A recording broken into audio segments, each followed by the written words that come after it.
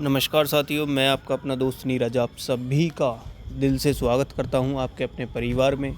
उम्मीद करूंगा सभी मस्त और स्वस्थ होंगे। आप किसी भी कंपटीशन एग्ज़ाम की तैयारी कर रहे हो, उसमें एक क्वेश्चन भारतीय संविधान से ज़रूर पूछा जाता है, तो वो क्वेश्चन इस क्लास से बाहर नहीं जाएगा। मैं आपको टॉप 40 क्वेश्चन कराने वाला हूँ। यदि आपका रेस्पॉन्स अच्छा रहा, वीडियो को आपने लाइक किया, शेयर किया, तो मैं और भी क्वेश्चन कराऊंगा। लेकिन मैं टॉप 40 क्वेश्चन वो करा रहा हूँ इस क्लास में संविधान के, जो बार बार एग्ज़ाम में आपसे पूछे जाते हैं। तो फटाफट से पहले क्वेश्चन की तरफ चलेंगे। पहला क्वेश्चन आप सभी के सामने है। संविधान सभा के अस्थायी अध्यक्ष के रूप में किसे नियुक्त किया गया था? तो किसको नियुक्त किया गया था अस्थायी के में? वो हैं डॉक्टर सच्चिदानंद सिन्हा।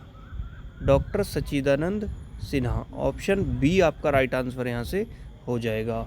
नेक्स्ट है, संविधान सभा के स्थायी अध्यक्ष किसे बनाया गया था? देखो, संविधान सभा का स्थायी अध्यक्ष किसे बनाया गया था? वो किसे बनाया गया था बच्चों? डॉक्टर राजेंद्र प्रसाद। डॉक्टर राजेंद्र प्रसाद आपका ऑप्शन नंबर सी बिल्कुल राइट आंसर हो जाएगा।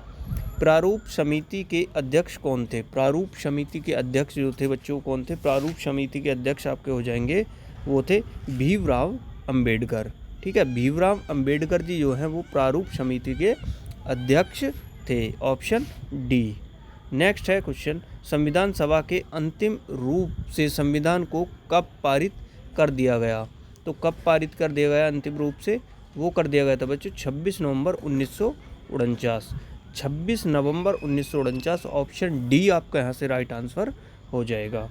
नेक्स्ट क्वेश्चन, भारतीय संविधान किस दिन से पूर्णतः लागू हुआ है? मतलब पूर्णतः मतलब पूरे तरीके से लागू जो हुआ है वो किस दिन से हुआ? वो है बच्चों 26 जनवरी 1950। 26 जनवरी 1950 से, तो ऑप्शन डी यहाँ से भी आपका राइट आंसर हो जाएगा। नेक्स्ट है, भारत कब गणतंत्र बना? भारत जो है कब जो है गणतंत्र बना? आप देख सकते हैं 26 जनवरी 1950 को भारत जो है गणतंत्र बना था, ऑप्शन सी यहाँ से आपका राइट आंसर हो जाएगा। देखो, जिन साथियों ने क्लास को लाइक नहीं किया ना, एक बार क्लास को ना लाइक कर देंगे सभी के सभी। मोस्ट इंपॉर्टेंट क्वेश्चन आपके लिए लेकर आया हूँ, तो आपका भी फर्ज बनता है क्लास को लाइक और शेयर करें। भारतीय संविधान के किस भाग को उसकी आत्मा की संज्ञा दी गई है? तो कौन सा भाग है जिसको आत्मा की संज्ञा दी गई है? वो है प्रस्तावना। प्रस्तावना को भारतीय संविधान की आत्मा कहा गया है, ऑप्शन सी यहाँ से आपका बिल्कुल राइट आंसर हो जाएगा। संविधान सभा ने राष्ट्रगान को कब स्वीकार किया? संविधान सभा ने राष्ट्रगान को कब स्वीकार किया, ये आपको बताना है। तो बच्चों, कब किया था स्वीकार? वो किया था 24 जनवरी 1950। 24 जनवरी 1950, ऑप्शन ए यहाँ से आपका राइट आंसर हो जाएगा। नेक्स्ट है, भारतीय नागरिक को प्राप्त मूल अधिकार की संख्या कितनी है? तो कितनी है वो संख्या बच्चों? वो संख्या हो जाएगी साथियों 6। वो संख्या आपकी हो जाएगी 6, ऑप्शन बी यहाँ से राइट आंसर आपका हो जाएगा। संपत्ति के अधिकार को किस संविधान संशोधन के द्वारा हटा दिया गया? संपत्ति का जो अधिकार था उसको कब हटा दिया गया, किसके द्वारा?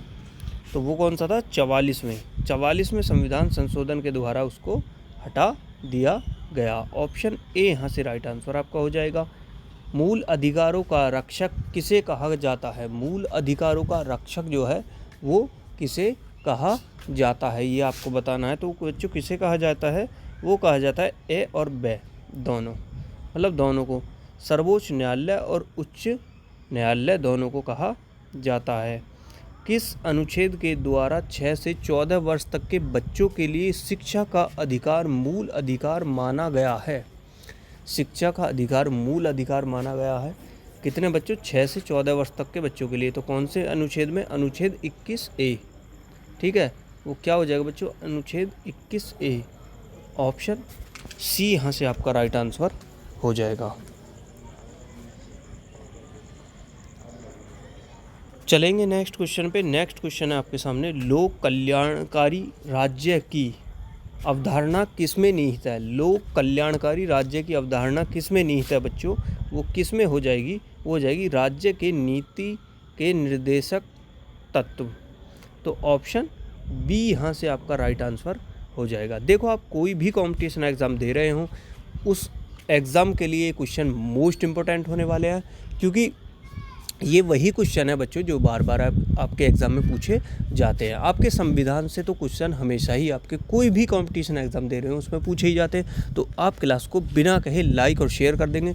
बड़ी मेहनत से आपके लिए क्लास बनाता हूँ, क्वेश्चन सेलेक्ट करके लाता हूँ जो कि आप वही क्वेश्चन पढ़ें जो आपके एग्ज़ाम में पूछे जाते हैं। संविधान का अनुच्छेद 40 आर्टिकल 40 राज्य को निर्देश देता है कि वह ग्राम पंचायतों का संगठन करे। ग्राम पंचायतों का बच्चों क्या करे? ग्राम पंचायतों का संगठन करे। Option C. संविधान के मूल कर्तव्यों को शामिल करने की प्रेरणा किस देश के संविधान से ली गई है? तो किसके बच्चों?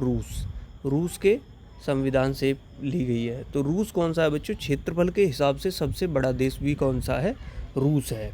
संविधान के मूल कर्तव्यों की संख्या कितनी है? तो इसकी संख्या बच्चों कितनी है? वो है 11। तो 11 आपका ऑप्शन बी यहाँ से बिल्कुल राइट आंसर हो जाएगा। संविधान के मूल कर्तव्यों को किस समिति की अनुशंसा के आधार पर शामिल किया गया? मतलब संविधान के जो मूल कर्तव्य हैं उनको जो है किसके द्वारा शामिल किया गया था? वो है स्वर्ण सिंह समिति। ऑप्शन सी आपका यहाँ से राइट आंसर हो जाएगा। संविधान भारतीय संघ की शक्ति किस में निहित है? भारतीय संघ की शक्ति किस में निहित है? देखो किस में हो जाएगी? राष्ट्रपति में। तो भारत का प्रथम नागरिक भी बच्चों कौन है? राष्ट्रपति है। और वर्तमान राष्ट्रपति आपकी कौन हो जाएंगी? वो हो जाएंगी बच्चों द्रौपदी मुर्मू।